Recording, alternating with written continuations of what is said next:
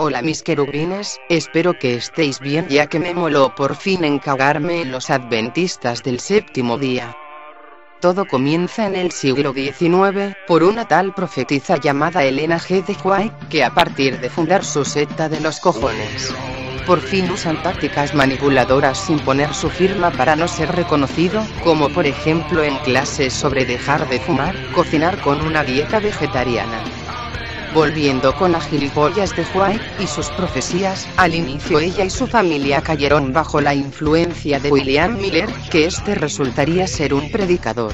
Miller predicó que Jesús iba a volver en 1843 y después el 22 de octubre de 1844, en el día de expiación de los judíos. Pero la fecha era el atardecer del 23 de septiembre, y no del 22 de octubre, y así que la fecha era incorrecta.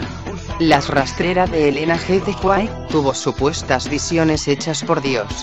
Para mí que se fumaba 1 tonelada de heroína junto con 2 toneladas de marihuana, para ponerse así de peda y darse el lujito de profetizar al puro estilo del profeta Isaías. La señorita White es una falsa profeta, ya que Jesús advertía a sus apóstoles que aparecerían falsos profetas y falsos mesias haciéndose pasar por Jesús. Esta perrita escribió muchos libros en donde sus seguidores se deberían apoyar para interpretar la Biblia. ¿Qué no sabéis que la Biblia es un montón de chorradas sin sentido, gente con superpoderes, y además que promueve la esclavitud, el machismo, la homofobía, la xenofobia, etc.? Los adventistas alteraron la Biblia a más no poder, insertando frases de Elena G. de White. Y aquí muchos de los escritos de los adventistas se parecen a la de los testigos de Jehová. De hecho, los adventistas y los testigos de Jehová tuvieron comienzos comunes. Haciendo una analogía, veo que el surgimiento de las religiones se parece mucho a lo que el científico naturalista Charles Darwin había escrito en el libro del origen de las especies. Que cuando una especie nueva surge, tiene que haber salido de una más antigua que particularmente ya no existe, poniendo a prueba la selección natural en esa nueva especie, y si sobrevive estará bien, pero si no, muere. Lo mismo pasa con las religiones, una nueva surge de otras compitiendo con las otras hasta que la religión con más seguidores sobrevive, mientras que la que tenga menos seguidores desaparece. Pero luego os hablaré de esto en otro video. Sus libros escritos por Elena G. de White fueron plagios de otros autores.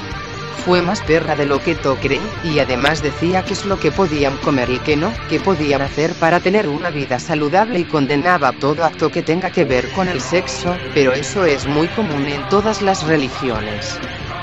Decía que las pelucas eran pecado. Que vestimenta provocativa era pecado. Que no ir a la iglesia era pecado. Que si solo crees en Jesús es pecado. Y ya no se me ocurre más. Y ahora hablaré de la siguiente secta llamada, la Iglesia de Jesucristo de los Santos de los Últimos Días. La Iglesia mormona tiene una historia tortuosa en relación al gobierno federal, la Constitución de los Estados Unidos, y la cuestión del matrimonio.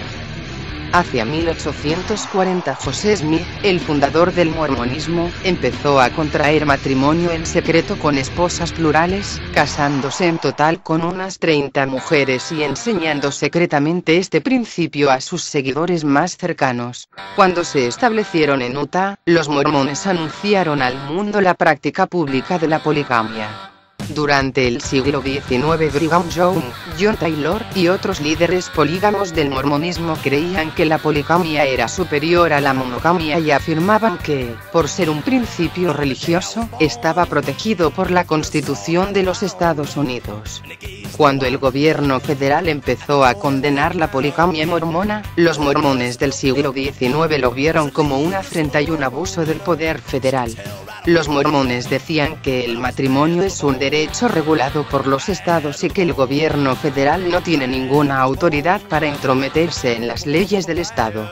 Además, los mormones apelaban a sus derechos constitucionales y llamaban la Constitución un documento divino y perfecto, que les garantizaba el derecho de practicar su religión, incluyendo la poligamia. En un pleito legal que llegó a la Corte Suprema de Justicia de los Estados Unidos, la Corte Suprema dijo que son las creencias, no las prácticas, lo que la Constitución protege.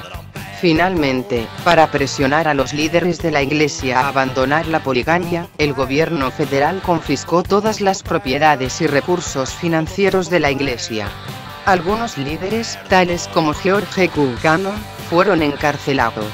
Muchos comenzaron a vivir clandestinamente, escondidos de los oficiales del gobierno federal. Ante tal situación, el sucesor de John Taylor, Wilford Woodruff,